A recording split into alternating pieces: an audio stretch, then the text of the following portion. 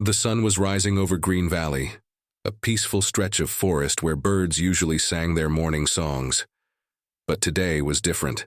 The air smelled of smoke and gunpowder.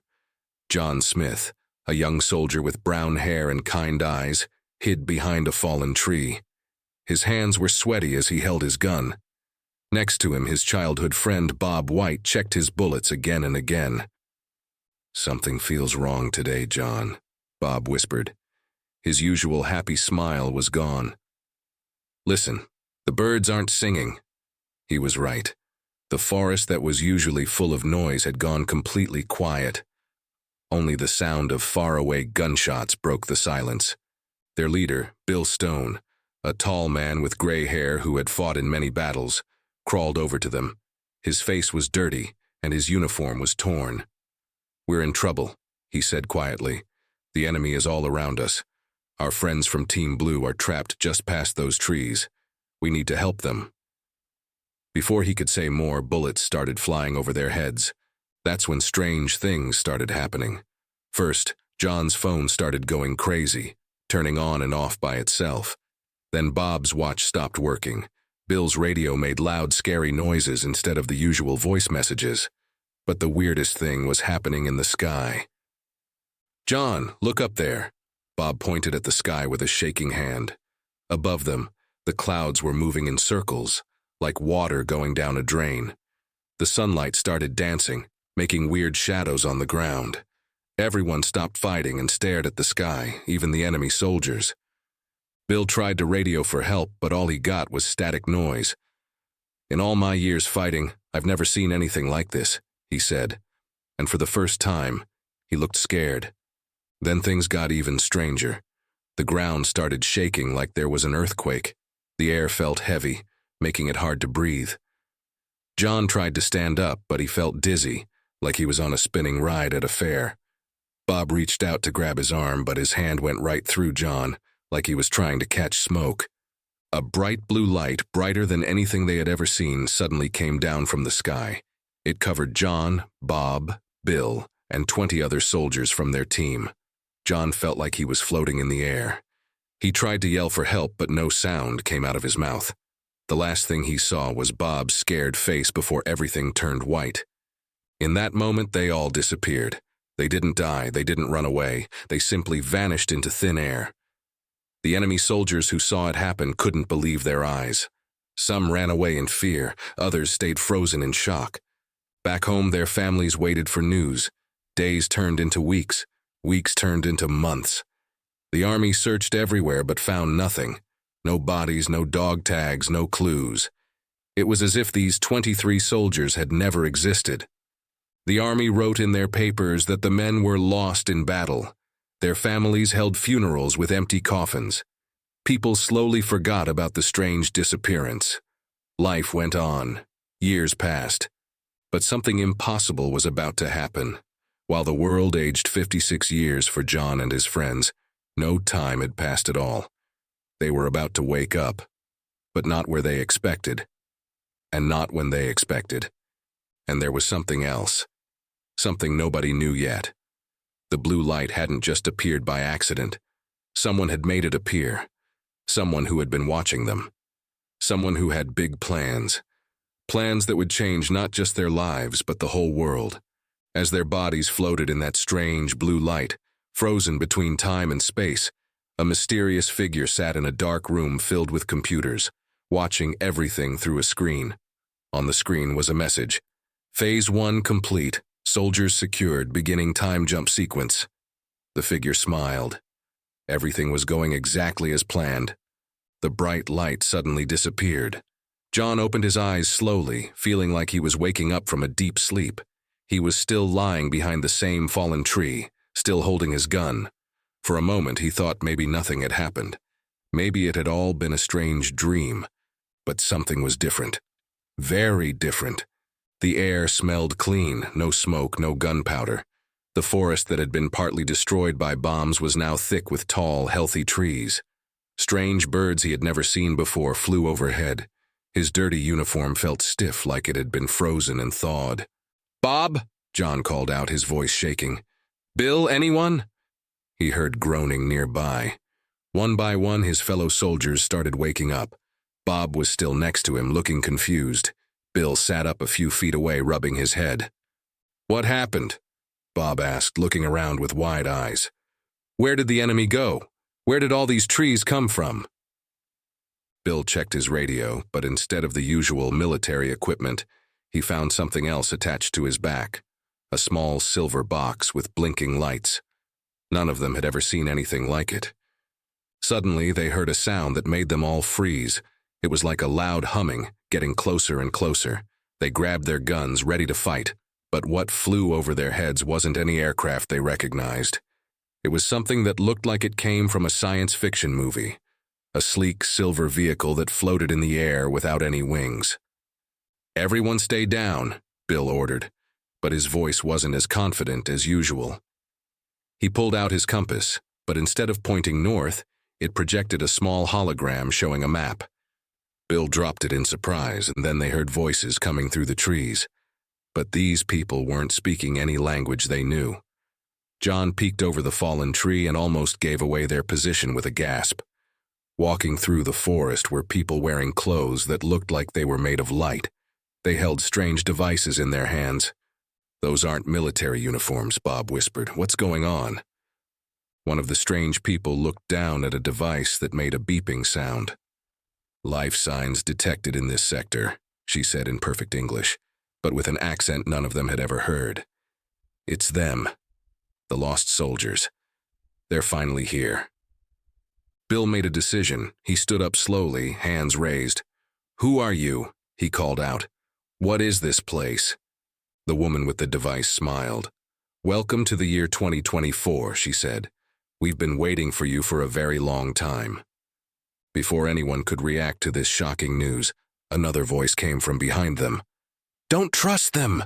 Someone in regular clothes, jeans and a t-shirt, ran out from behind the trees. "They're not here to help you." The woman's smile disappeared. She raised her strange device. "Grab them!" she shouted. "Don't let them escape again!" Suddenly, the peaceful forest erupted into chaos. The strange people in light clothes started shooting beams of blue energy. The person in regular clothes threw something that looked like small silver balls. When they hit the ground, they created bubbles of darkness that swallowed everything inside them. "Run!" Bill shouted. But where could they run? Nothing made sense anymore. They weren't just lost in a foreign land. They were lost in time itself. As they ran through the strange forest, John noticed something even more disturbing. On his gun, which had been newly issued to him just days before the battle, there was now a layer of rust. But under the rust, scratched into the metal, was a message. "Don't trust anyone. They're all lying. J.S." The initials were his own, but he hadn't scratched that message. At least not yet.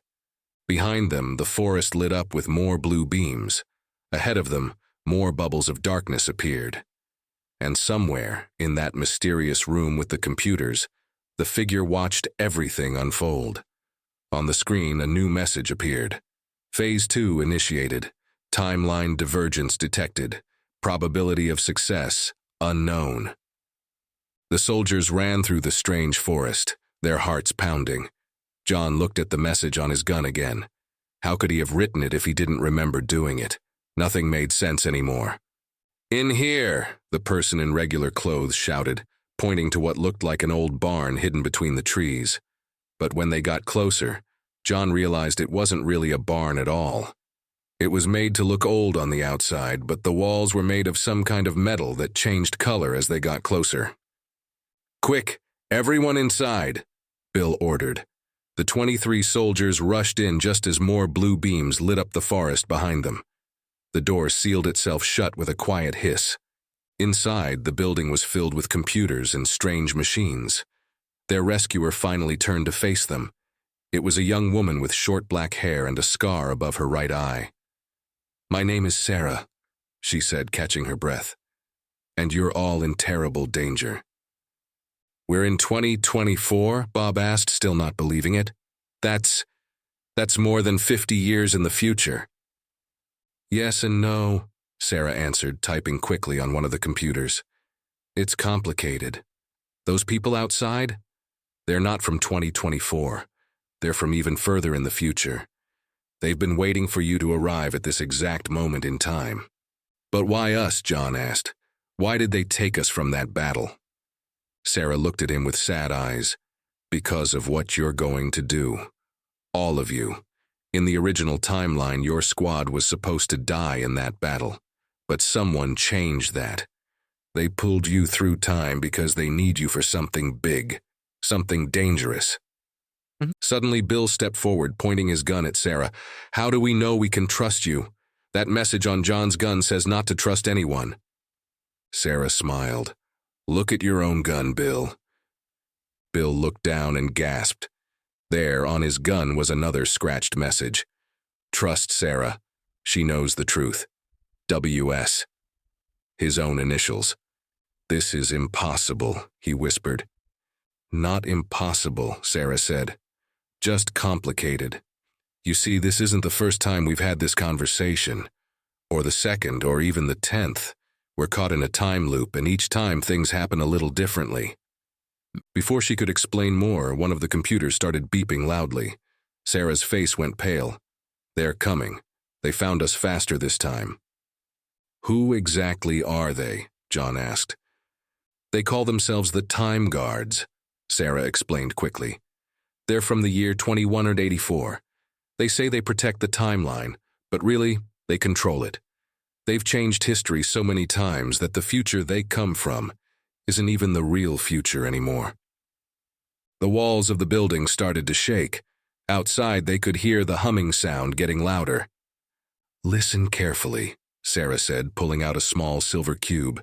In every timeline, I tell you something different, hoping to find the right combination of words that will help you succeed. This time, I'm trying something new. The truth is, but before she could finish, the ceiling exploded. The Time Guards floated down on beams of light, their strange weapons pointed at everyone. Step away from the soldiers, Sarah, the woman from before ordered. You've interfered enough. You can't keep doing this, Sarah shouted. Show them what really happens in 2184. Show them what you're really planning. The woman smiled coldly. I have a better idea. She pointed her weapon at Sarah. Why don't we show them what happens when someone changes time too many times? She fired her weapon, but instead of a blue beam, it shot out a burst of golden light. When it hit Sarah, something horrifying happened. She didn't fall down. Instead, she started to fade away, like an old photograph left in the sun. But as she disappeared, she managed to throw the silver cube to John. Find the others, she shouted as she faded. Find the other yous. You're not the only ones they took. The cube will show you. And then she was gone. John held the cube tightly, feeling it pulse with a strange energy. The Time Guards surrounded them, but they weren't shooting. Instead, they were smiling, like everything was going according to their plan. Now then, the woman said, shall we show you why we really brought you to the future? Behind her, through the hole in the ceiling, they could see more flying vehicles appearing. But these ones were different. They were larger, darker, and on their sides was a symbol that made John's blood run cold. It was the same symbol that was engraved on the cube in his hand. And in that mysterious room with the computers, the figure watched everything unfold. But now there was someone else there too. Another figure, wearing clothes from 1968, holding a gun with a scratched message on it. Are you sure this is the right timeline? The second figure asked. We'll know soon enough, the first figure answered. After all, we've tried all the others. On the screen, a new message appeared. Phase 3 beginning. Temporal paradox detected. Warning, multiple timeline convergence imminent. The silver cube in John's hand suddenly grew warm. Before the Time Guards could react, it projected a series of images in the air, like a movie made of light. The soldiers watched in amazement as they saw themselves, but not just one version. Dozens of different versions in different times, different places. Stop him, the Time Guard leader shouted, but she was too late. The cube's light touched each soldier, and suddenly they could remember. Remember things that hadn't happened yet. Remember things that had happened many times before. John saw himself in World War II, in a future war, in a peaceful city, in an underground base. In each memory, he was searching for something. In each memory, he had that same scratched message on his gun. Bob stumbled backward, holding his head. "I remember now," he said. "This isn't the first time they've taken us. They've been grabbing soldiers from different wars, different times, building an army." Bill's face hardened with recognition. "But why do they need soldiers from the past? They have all this advanced technology." The Time Guard leader laughed, but it wasn't a happy sound. "Because you're all dead in our time, every soldier, every fighter gone. We need warriors from the past because in 2184, humans have forgotten how to fight." "That's not the whole truth," a new voice said. Everyone turned. Standing in the shadows was an old man, wearing a uniform just like theirs, but aged and worn. His face was wrinkled, but his eyes, John knew those eyes. "It's me," John whispered. "That's me, but older." The old John stepped forward. "They didn't just take us from that battle in 1968. They've been taking soldiers from every war, every battle where people mysteriously disappeared. Building an army, yes, but not to fight a war, to prevent one." The Time Guard leader raised her weapon. "You're not supposed to be here. This timeline is already corrupted." "Every timeline is corrupted," old John said. "Because you kept changing things, trying to get the perfect outcome. But you forgot one thing. The cube doesn't just show memories, it makes them." Suddenly, more people started appearing in the room. More soldiers from different times. A young Sarah, an old Sarah. Multiple versions of Bill and Bob from different points in time. The room was filling with ghosts from past and future timelines. The cube started glowing brighter. "You see," old John continued, "we finally figured it out. The cube isn't just a time machine, it's a time collector. Every time you changed things, it saved a copy of everyone involved. Building up energy, building up memories, waiting for the right moment." "The right moment for what?" the Time Guard leader demanded, her confident smile finally fading. That's when they heard it. A deep rumbling sound, like the world itself was cracking open. Through the hole in the ceiling, they could see the sky changing, rippling like it had in 1968. "The right moment to fix everything," old John said, "to put time back the way it was supposed to be." But young John noticed something strange. In all the memories flooding his mind, in all the different timelines playing out in front of him, there was one thing missing. One person he never saw. "Where's the figure?" he asked suddenly. "The one watching everything from the room with computers?" Old John turned to him, surprised. "What figure?" In that mysterious room now empty of watchers, a final message appeared on the screen. "Final phase activated. Timeline restoration commencing. Caution, unexpected variable detected." The cube pulsed one last time, and everything, the room, the time guards, all the different versions of themselves, was swallowed by a light brighter than the sun. But just before everything went white, John caught a glimpse of something impossible. In the corner of the room, watching everything, was a small child holding a toy cube that looked just like the real one. The child smiled and waved, and then the world disappeared again. When the light faded, John found himself in a place that made no sense at all. It looked like a giant room made of glass, but through each panel he could see different times playing out like movies. In one, he saw the battle they had left in 1968. In another, he saw the forest in 2024. There were hundreds of these windows into time. "Welcome to the Time Bridge," a child's voice said. The same child John had seen before now stood in front of them. The kid looked about 10 years old, wearing simple clothes that didn't seem to be from any particular time. The toy cube in the child's hands now looked exactly like the real cube, which had disappeared from John's grip. Who are you?" Bob asked, his voice shaking. The child smiled. "I'm the one who started all of this. My name is Alex. I'm from the year 2245. What's left of it anyway." Bill stepped forward protectively. "What do you mean, what's left of it?" Alex walked to one of the glass panels and touched it. The scene showed a dark, empty world. No buildings, no people, no life at all. This is my time. The time guards didn't tell you everything. They're not trying to prevent a war. They're trying to prevent the end of the world. But they're doing it wrong. The end of the world? John felt cold. How? In the original timeline, Alex explained, your squad died in that battle in 1968. But one of you, and we never knew who, had a great-grandchild who grew up to create something terrible. A weapon that destroyed everything. The child walked among the soldiers, looking at each face carefully. The time guards thought if they saved you, kept you in the future, they could control what happened. But every time they tried, things got worse. Different versions of the future kept appearing. The weapon still got made, just in different ways. So what's the real solution? Old John asked, stepping forward. Alex smiled sadly. That's the tricky part. You see, I'm not just any child from 2245. I'm the last child, the last human ever born. And I found out something the time guards never realized. The weapon that destroyed everything? It wasn't just created by one person. It needed three things: the brain of a soldier to design it, the heart of a healer to power it, and the soul of an innocent to activate it. Suddenly, John remembered something. In his original life, before all this time travel, he had been planning to become a doctor after the war. Bob had been a teacher, and Bill had been protecting a group of children when they disappeared.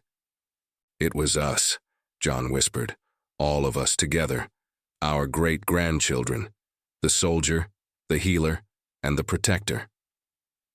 Yes, Alex said, but here's what the time guards never understood. I'm not here to stop you. I'm here to help you make a choice.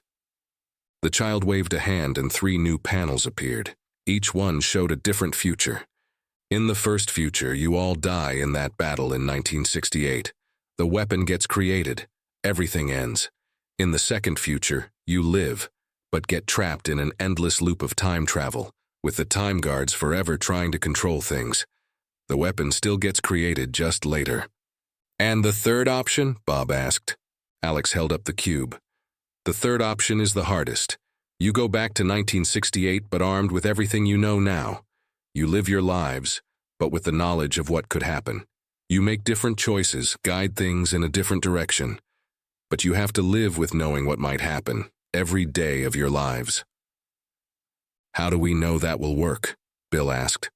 Because, Alex smiled, in that future I'm not the last child. I'm your great-grandchild. All of yours.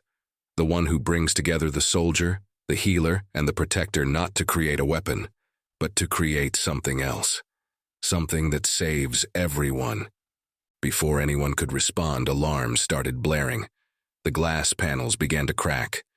Through them, they could see the time guards approaching from every timeline, weapons ready. They're coming, Alex said urgently. You have to choose now, but remember, whatever you pick, you all have to agree. It has to be unanimous. The glass walls were starting to shatter. Time itself seemed to be breaking down around them. In the distance, they could hear the time guards shouting, getting closer. John looked at his older self, then at Bob and Bill, then at all the other soldiers. In that moment, he saw not just who they were, but who they could become. Their children, their grandchildren, their great-grandchildren. All the possible futures spinning out from this one choice. I think I know what we need to do, he said. But first, Alex, why do you have that toy cube? The real one is already here. Alex's smile changed, becoming mysterious. Who says this is the toy? The glass walls exploded inward just as John opened his mouth to respond. Time and space bent around them once again, but this time, something was different. This time, they weren't passengers in time's flow.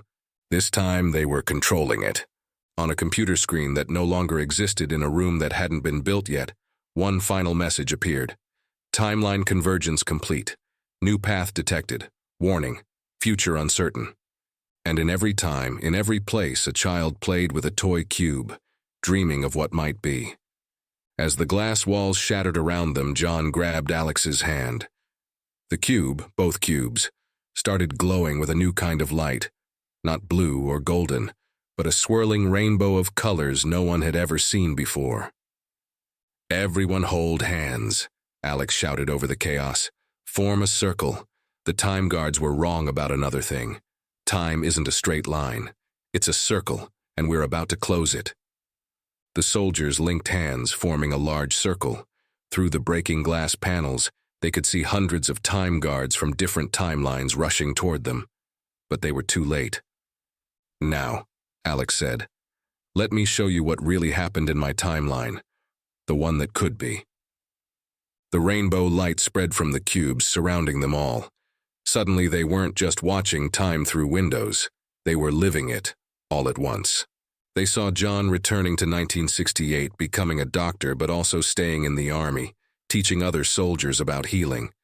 They watched Bob opening a special school, teaching children not just regular subjects but also how to make peace in a world full of war. They saw Bill starting a program to protect families caught in war zones, saving thousands of lives. But that wasn't all.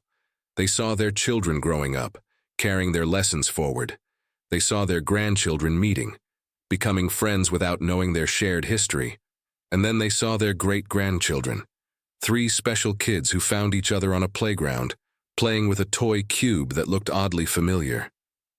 "In this timeline," Alex explained, still holding John's hand, "those 3 kids don't create a weapon. Instead, they create something else. They create me." "You're a machine?" Bob asked, surprised. "Not exactly," Alex smiled.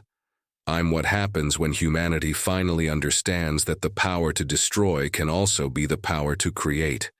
In my time, the good version of 2245, I'm the first of a new kind of human, part biology, part technology, but most importantly, part memory. I carry all the memories of everyone who ever lived, including all of you, through all these different timelines." The time guards were getting closer, but their weapons seemed to pass right through the rainbow light without affecting anything. "But if that's true," John said, thinking hard, "then you didn't just come back to help us make a choice. You came back to make sure you would be created."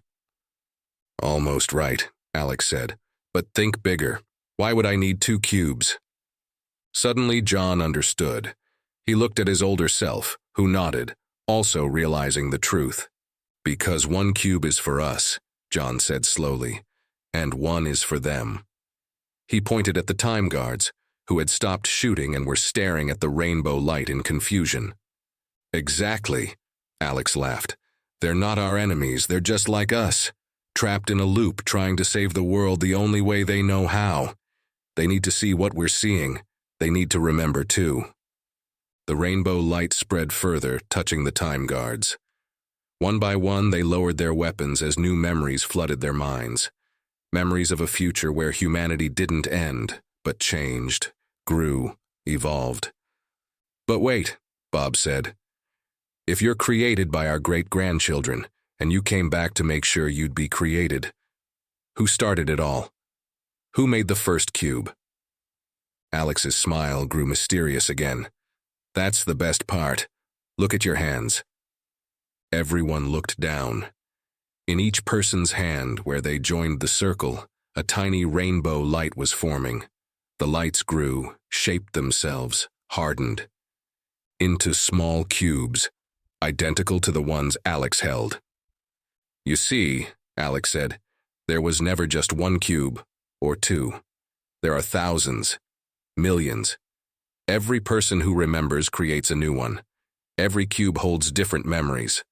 And together they form a bridge," John finished, finally understanding. "Not just a bridge through time, but a bridge between all possible futures," the Time Guard leader said, stepping forward, her face full of wonder. "We've been fighting to control time when we should have been connecting it." The rainbow light grew brighter, filling everything. The broken glass panels repaired themselves. But now, instead of showing separate timelines, they showed connected ones, paths crossing and joining in beautiful patterns. "So what happens now?" Bill asked. Now, Alex grinned. Now we do what humanity does best. We make something new. But as the light reached its brightest point, John noticed something odd. In every glass panel, in every timeline, he could see small children playing with cubes, and each child looked a little bit like Alex. Just one more question, he said. How many of you are there? Alex, all of Alex, smiled. Now you're asking the right question. The room filled with laughter, children's laughter, as time itself began to change once again. But this time, it wasn't breaking. This time, it was healing. On every computer, in every timeline, the same message appeared. New configuration accepted. Timeline integration beginning. Note, all futures are now possible. The rainbow light faded, but the world it revealed was unlike anything they had seen before. They stood in what looked like a massive playground, stretching as far as they could see. Everywhere children played with cubes. But each child was a different version of Alex, and each cube glowed with a different color. Welcome to the playground, all the Alexis said at once, their voices creating a strange, beautiful echo. This is where all timelines meet. John looked around in amazement. In one corner, children were building a tower out of glowing cubes. When it was complete, it turned into a real building that stretched into the sky. In another area, kids were rolling cubes like dice, and wherever they landed, new trees and flowers sprouted from the ground. I don't understand, Bob said. What is this place really? The original Alex, their Alex, stepped forward. Remember how I said I'm the first of a new kind of human? Well, that wasn't exactly true. I'm every new kind of human. Each of us here, Alex gestured to all the other children, is a different possibility, a different way humanity could evolve. But why children? Bill asked. Why not show us your adult forms? All the Alexis laughed at once. Because we're always growing, always changing. Adults think they're finished becoming who they are. Children know better. Suddenly, the ground rumbled. Dark clouds appeared in the sky above the playground. The time guard leader stepped forward, her face worried. Something's wrong, she said. The timelines, they're not just connecting. They're multiplying. The original Alex's face turned serious. Yes, that's the real problem we need to solve. You see, every time a new possibility is created, it makes more possibilities. More versions of me, more versions of you, more versions of everything. If we don't find a way to stabilize it, everything will keep splitting apart forever. John finished, finally understanding. Until there are too many possibilities for reality to hold. Exactly, all the Alexis said together. That's why we needed you, all of you. Soldiers who know how to fight, but also how to protect. Teachers who know how to learn, but also how to guide. Healers who know how to fix things, but also how to let them grow naturally. The dark clouds grew larger, and some of the children's cubes started flickering, their lights growing dim. We don't have much time, the original Alex said. Each cube is a piece of the puzzle, but we need something to hold them all together. Something that can handle infinite possibilities without breaking. What could possibly do that? Bob asked. John looked at his older self, and suddenly they both smiled, having the same thought. A story, they said together. What? The time guard leader asked, confused. Think about it, John said, getting excited. What's a story? It's a way of holding infinite possibilities in a finite space. It's a way of making sense of things that don't make sense. It's a bridge between what is and what could be, old John finished. All the Alexis stopped playing. They turned to look at John and his older self, their eyes glowing with rainbow light. Yes, they said together, but not just any story. We need your story, all of your stories, everyone who has ever been caught in these time streams, because in the end, we're all part of the same story, a new voice said. Everyone turned. There, at the edge of the playground, stood the mysterious figure from the room with computers. But now, as they stepped into the light, everyone gasped. The figure was all of them, and none of them. It kept shifting, changing, sometimes looking like John, sometimes like Bob or Bill, sometimes like the time guard leader, sometimes like Alex, sometimes like people they had never seen before but somehow recognized. "It's time," the figure said in a voice that was many voices, "to tell the story that connects everything." The dark clouds crackled with lightning, and the playground began to fade around the edges, reality itself starting to unravel. "But how?" John asked. "How do we tell a story that contains everything?" The figure smiled with all their faces at once. "The same way every story is told," they said. "One word at a time." The cubes began to pulse in rhythm like heartbeats as the storm of infinite possibilities raged around them. The time had come to either save all of reality or watch it split apart into endless fragments of what might have been. On screens throughout time and space, a new message appeared. "Warning, reality stability at critical levels, story integration required, begin final sequence." And somewhere, in every when, a child picked up a toy cube and began to speak. Once upon a time, all the Alexis began speaking together, their voices joining with the shifting figure's many voices. As they spoke, the cubes' light grew stronger, pushing back the darkness at the edges of reality. "There was a story that contained all stories," they continued. Each word made the playground more solid, more real. The dark clouds above started swirling into a pattern, like pages of a giant book turning in the sky. John suddenly felt strange. When he looked at his hands, he could see words appearing on his skin, glowing with that same rainbow light. Everyone else was experiencing the same thing. Their bodies were becoming living pages of the story. "Look," Bob pointed to the ground.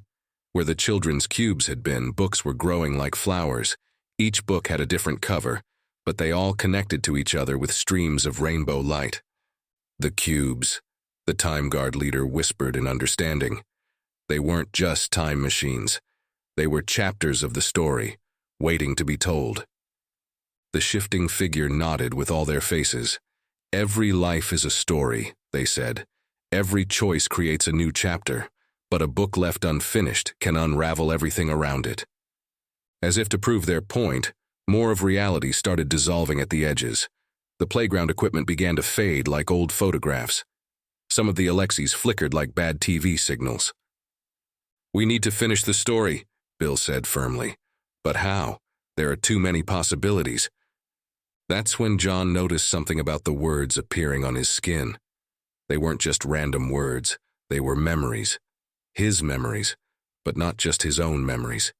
He could see Bob's memories, Bill's memories, the Time Guard's memories, even glimpses of all the different Alexis' memories. "Everyone," he called out, "look at your hands. Really look at the words. They're not just words, they're us. All of us.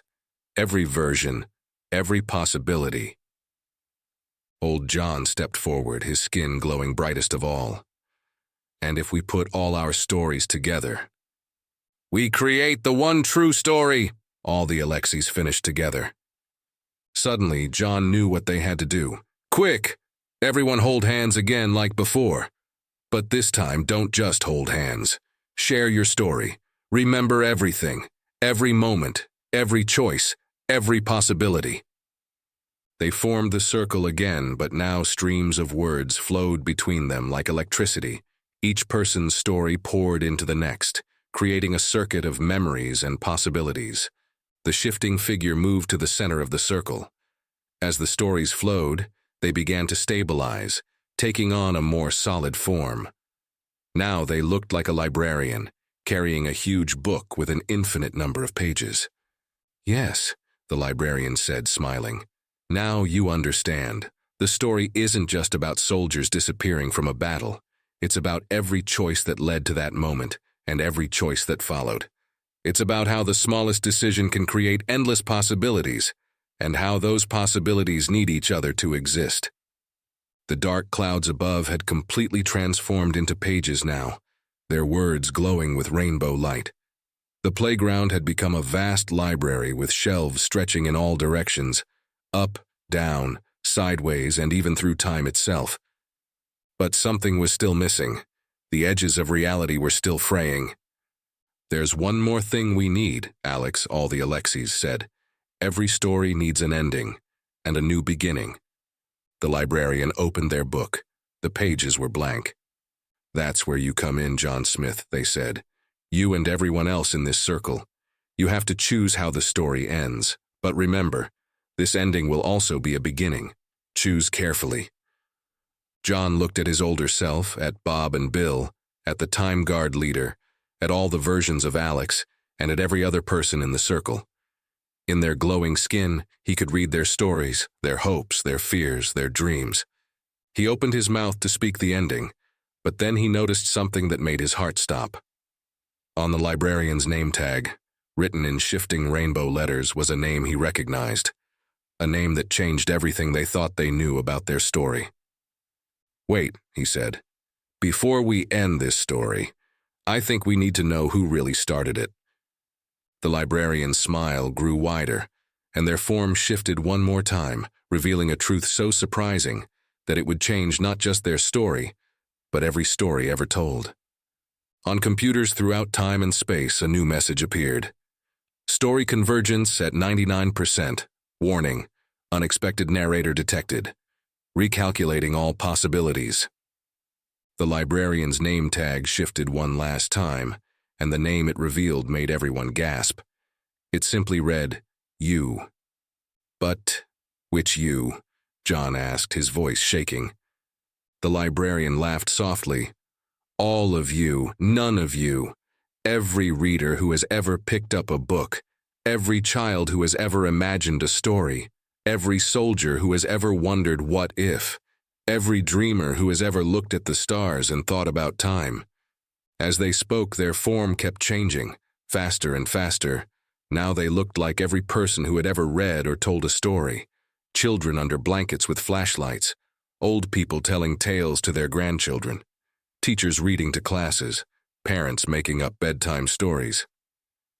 You see, they continued, this isn't just your story. It's everyone's story. Every person who reads it becomes part of it. Every person who imagines it adds new possibilities. Suddenly, the library walls became transparent. Through them, they could see millions of people, all reading, all imagining, all adding their own threads to the great story that held reality together. That's why the cubes looked like toys, Bob said, finally understanding. Because every child's toy has the potential to become something magical in their imagination. The Time Guard leader stepped forward, her face full of wonder. Then we were wrong about everything.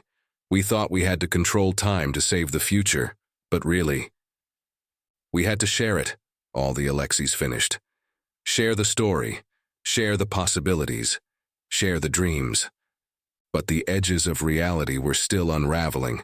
The transparent walls showed scenes of people stopping their stories, closing their books, forgetting to dream. Quick, the librarian said urgently. The story needs an ending that's also a beginning, one that will make people want to keep imagining, keep dreaming, keep adding their own chapters. John looked at the blank pages in the great book. He thought about everything they had seen, the battles, the time jumps, the multiple versions of themselves, the playground of possibilities. And suddenly he knew. The ending isn't in the book, he said slowly, because the book isn't the real story. Everyone turned to look at him.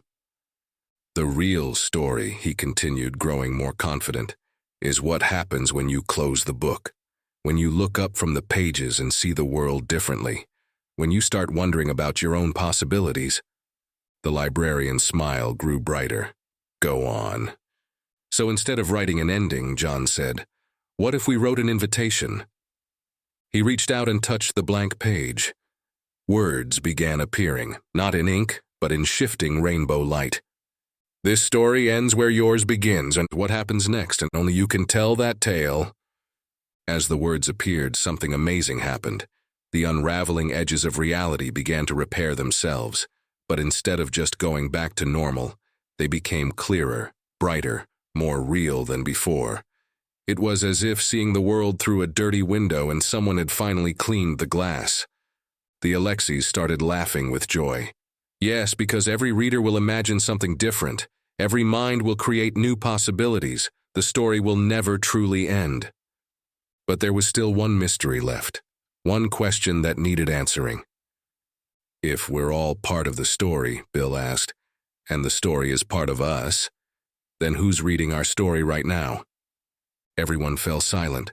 Slowly, they all turned to look out through the transparent library walls, past the millions of readers, straight at. On screens throughout time and space, the final message appeared.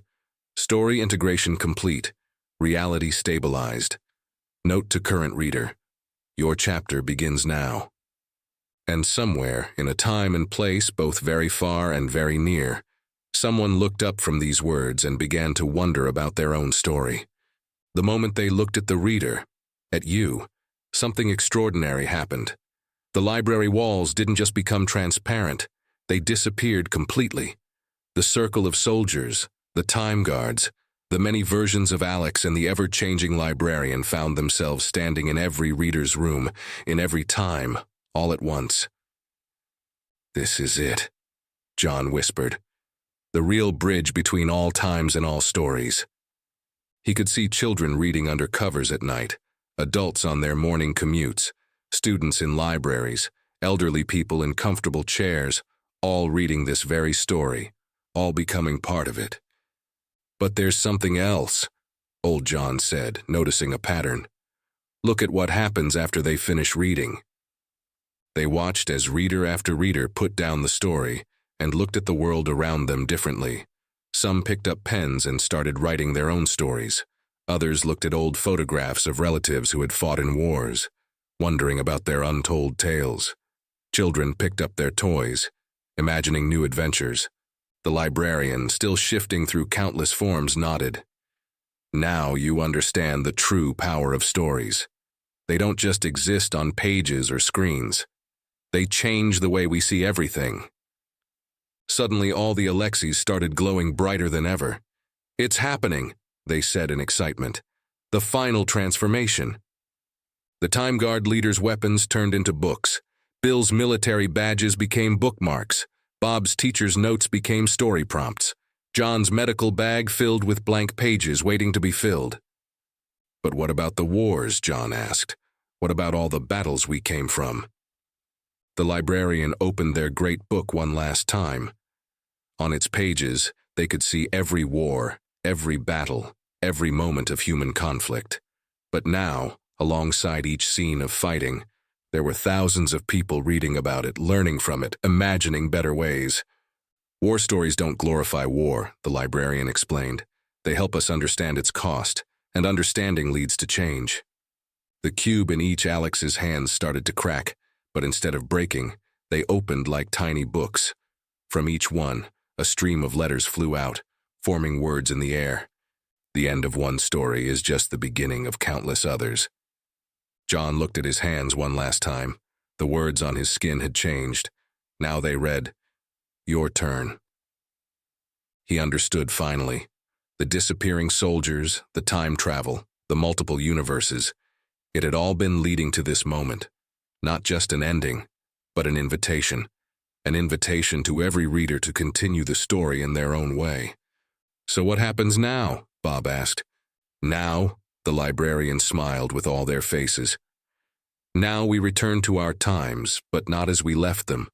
We return as story keepers, dream weavers, possibility makers." One by one they began to fade, not into nothingness, but into the pages of books, into the margins of newspapers, into the spaces between words where imagination lives. Just before they disappeared completely, John looked one last time at the readers, at you, and said, "Remember, whenever you feel lost in time, stuck in battles that seem to have no end, trapped in moments you wish you could change, you have the greatest power of all, the power to imagine something new, the power to tell a different story, the power to begin again." And with that, they vanished into the endless library of human imagination, becoming part of every story ever told and every story yet to be imagined. But if you look carefully at old photographs of soldiers, you might notice something strange. Sometimes in the background, you'll see someone holding a book. Sometimes in the margins of history, you'll find notes that seem to know too much. And sometimes when you pick up a toy cube, it might glow with a faint rainbow light. Because the story never really ends. It just becomes part of a bigger story. Your story. On the last screen, in the last computer, in the last timeline, one final message appeared. Story complete. New narratives initializing. Current reader status active. Next chapter, beginning now. And somewhere, in a time both now and forever, a child picks up a toy and begins to imagine. The end, or is it just the beginning?